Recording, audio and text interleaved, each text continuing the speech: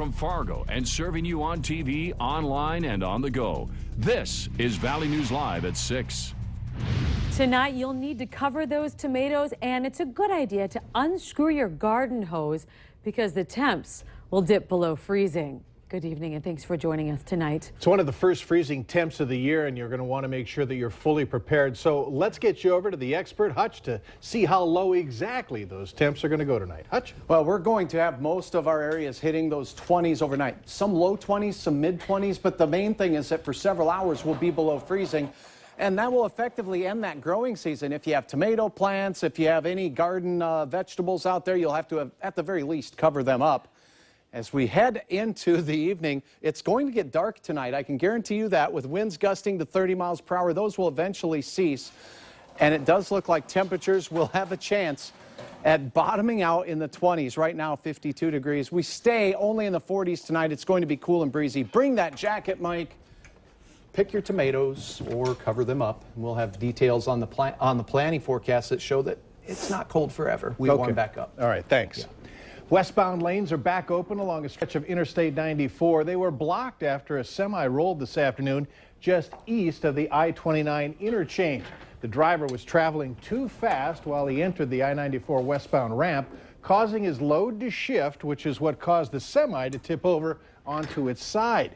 Emergency responders say that the driver was able to get out of the truck with only lacerations on his hands and arms. The driver was cited. Now, there was an increase in burglaries in West Fargo in September, and police are working to do something about this. While Fargo saw its own robbery spree, West Fargo has been dealing with its own spike in crime. Valley News Team's Bradford Eric sifts through the latest numbers to make sure you are staying safe. At least 6 robberies in Fargo in September had many people on edge before arrests were made. But in West Fargo, there were 26 burglaries, 14 homes or storage sheds, and 12 businesses. Why is that important to let people know that this is what's happening in the community? Well, I think part of it is our education process about crime prevention in the community and the need for the partnership of the community, the citizens to report things happening. West Fargo Mayor Rich Mattern says he supports the openness of the police department. You have to be proactive and try to educate the public about closing their doors or being careful if you work at a convenience store. And the mayor stresses that proactive nature. They can't just let things happen. And it's those drug crimes that seem to be on everyone's mind. But it's not just the drugs. It's even the other crimes like burglaries that are connected to the drugs. There were 15 arrests for drug offenses, and the police say frequently the arrested person faces additional charges. The drugs are relatively stable. The numbers, I think, if I were to have looked, are pretty consistent. Dr. Kevin Thompson is an expert when it comes to crime and drugs. He says anytime you have an interstate running through your community, like I-94 in West Fargo, it's an avenue for pushing drugs. We're seeing more heroin, and one of the reasons why we're seeing more heroin in this community and other communities is because the price of prescription opioids has gone up. And that means desperate people will knock off a convenience store for $40 to get them. Bradford Eric, Valley News Live. It's not just burglaries and drug arrests. There were also 17 assaults and 14 DUIs in West Fargo in the month of September. West Fargo Police will be providing monthly recaps online. We put a link to the September crime numbers on our website. Go to valleynewslive.com. And tonight in Fargo, the community is invited to a safety meeting. It started about 5 minutes ago at Madison Elementary School. People who live in the Madison Elementary neighborhood can talk with police about crime in the area and share safety tips. We're going to have an update on their concerns for you tonight on Valley News Live, 10 at 10. Strong and safe leaders from across the state are working to make sure North Dakota has what it needs to face current and future challenges. Senator Heidi Heitkamp led the Strong and Safe Communities Summit today in Fargo. The event brought together first responders, lawmakers, and community leaders from across North Dakota. The idea behind this, to take experts from a variety of areas, bring them together, and share ideas and information. Topics included crimes and drug crime, safe transport of oil, human trafficking, and domestic violence.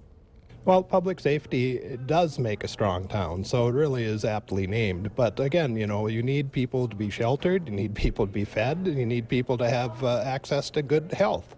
About 150 people were scheduled to attend today's event that was held at Fargo's Holiday Inn. Stutsman County Sheriff's investigators say they have new leads in the killings of animals near Ypsilanti and Montpelier. The Humane Society is offering a $5,000 reward for information on the killing of 2 cats and the wounding of 2 dogs.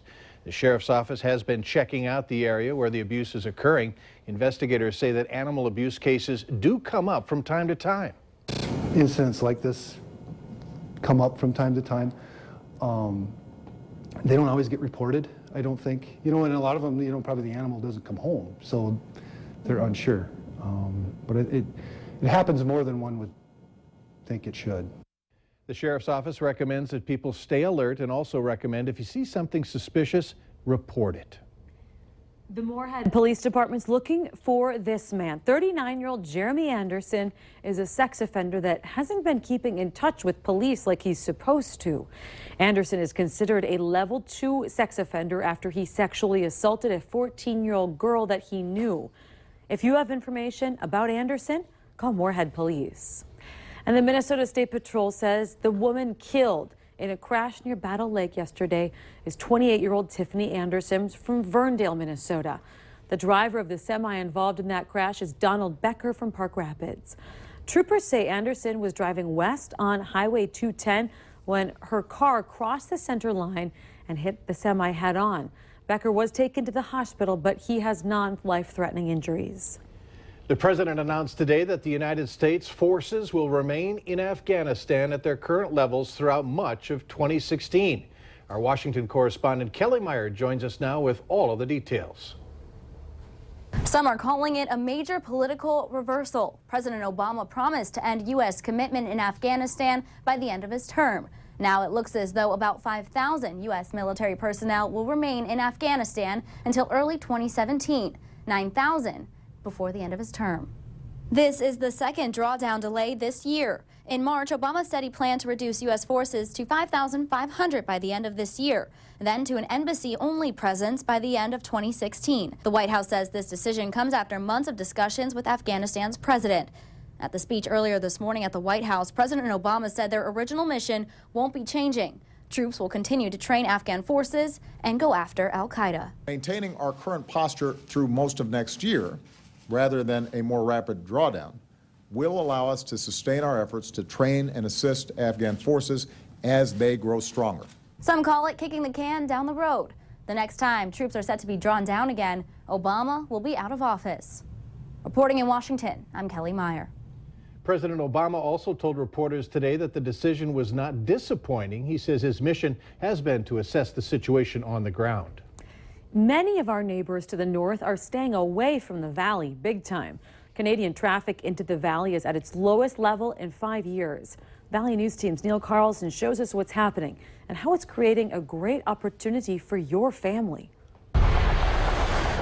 The latest statistics from the Pembina station show 36,000 vehicle crossings in August. That's down 31% from a year ago. Experts say the problem is money.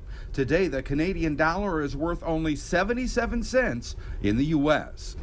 Yes, the exchange rate obviously is impacting that considerably at this point, we think. We have more inventory of hotel rooms right now, so we know our occupancy rate is down. It's just kind of a struggle to say exactly how much. It all adds up to what's a great deal if you're considering a quick trip to Winnipeg. $1 US is worth $1.29 up in Canada. To say we're an eccentric bunch is an understatement.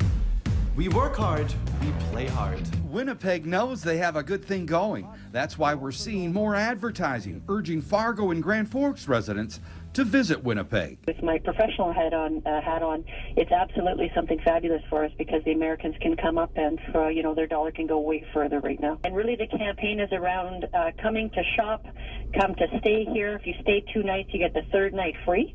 Nouveau goes on to cite a long list of new attraction and stores in Winnipeg. She also notes that traffic to Winnipeg is already up 7%. We may do things a little different around here, but we think you will like it. In Grand Forks, Neil Carlson, Valley News Live. Despite less Canadian traffic, the latest sales tax collection numbers in Grand Forks are up 8%.